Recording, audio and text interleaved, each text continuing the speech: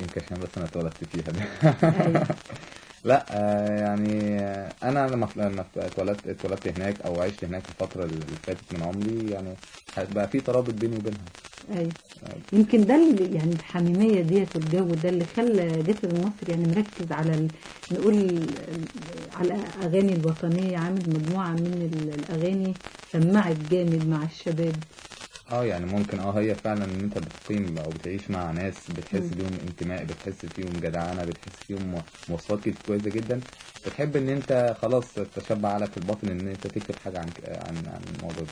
سيبيني اقول كلام عنك ما تقطعنيش، سيبيني اسكن حضن قلبك جوا اعيش،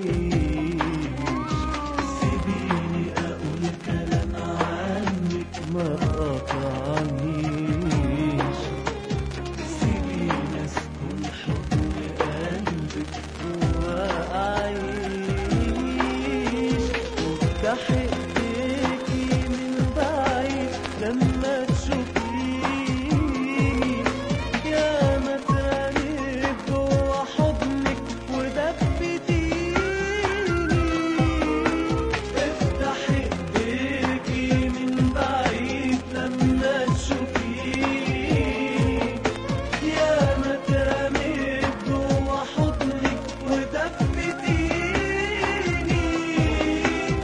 جميلك شايله فوق راسي ومش ناسي، زمان سبتك ندهتيني ونيلك حب في عروقي، ونار شوقي انا راجع وبحلف لك انا بديني. يعني جسر المصري بتكتب عن مصر كأنها حبيبه يعني. والمدهش ان انت كتبت اغنيه عن ارض اللواء. لا انا كان زمان كان في وانا صغير كنت انا تقريبا في اولى ثانوي، كانوا عاملين امسيه في نادي ارض اللواء. ايوه. فانا شاركت فيه بكذا حاجه، ايوه. فاتكرمت فيه، فالمهم عشان تكريمي فانا كنت قبل ما اطلع وانا قاعد مستني وقت تكريمي، فقلت ما اطلع وانا بتكرم ما اكتب حاجه عن ارض اللواء واطلع اقولها على الستيج، تبقى شكلها حلو جدا. فكتبت حاجه كده صغيره عن ارض اللواء، بس انا مش متذكر منها كلام، بس انا كنت فاكره يا ارضنا ارض اللواء فيك محبه الاصدقاء، كان كلام بالسياق ده. الكلام ده تقريبا من عمري يعني. ايوه. وصلت معاك الفكره اللي هي نقول اللي هي الانتماء شيء جميل جدا الانسان يعيش في مكان بتقولي كله يعني حميميه ودفن ويطلع بحب الوطن في كله. ده المفروض ان انت اصلا المكان اللي انت بتعيش فيه ده هو فيه اهلك فيه ناسك، فده على المكان الصغير، انما على المكان الكبير هي مصر كلها اهلك وناسك لو قعدت في اي مكان.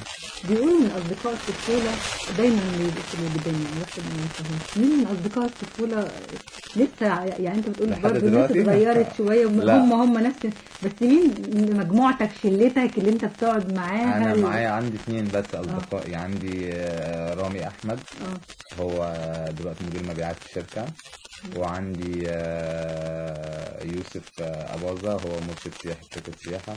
دول أصدقائي لحد دلوقتي، احنا لسه مع بعض بنتقابل. يعني عايز أقول لك ممكن يكون لسه يوسف جاي من عمرة، ببارك له العمرة مقبولة، إنما لسه مقابل رامي امبارح. بقالنا أكتر مثلا 12 سنة نعرف بعض، ولحد دلوقتي بنتقابل، لسه الجدعنة لسه بجد الأخوة والصداقة. يعني الصديق متهيألي ممكن يبقى أحسن من الأخ. يمكن ملامح المكان والظروف المعيشية اللي بتقول الحي أقرب للشعبي دي بتفرز نوعية من البشر مختلفة عن لو انت في حي مثلا نقول في أبراج وحي الناس بتبقى منفصلة عن بعض أكتر. الناس بتبقى منفصلة عن بعض أكتر في المناطق الشعبية، بتبقى في الناس بتبقى قريبة من بعض أكتر، الصداقة أقوى. اسمك يا مصر وهو مسمع، والبيت بتنام والكل يقعد ويربع، وعلى صوت الناي هنشرب شاي، على صوت الناي هنشرب شاي، واوعى تقولي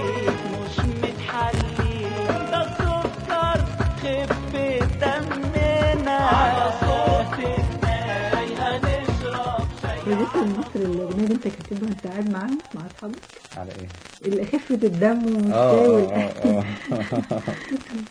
يعني بتسجل المعاني اللي انت يعني انا حسيت ان الشعب المصري، او مش حسيت، هو فعلا الشعب المصري شعب كوميدي، شعب عنده ذوق، عنده اخلاق.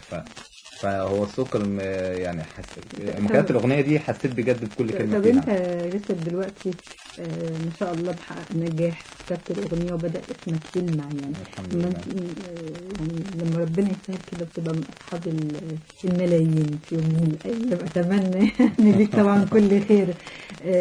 اول حاجه هتفكر فيها انك تروح الزمالك تنقل جاردن سيتي ولا ايه، ولا هتفضل في ارض اللواء؟ لا، هو انا فعلا قاعد في مكان تاني، بس انا تقريبا 4 ايام او 5 ايام في الاسبوع ببقى موجود في وسط اهلي في ارض اللواء.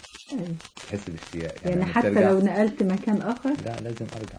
انا شقتي هناك وحياتي هناك برضه في ارض اللواء، باجي اقعد فيها. ادمان بقى. محل ميلاد مصر. محل الميلاد مصر. إعداد وتقديم انتصار غريب.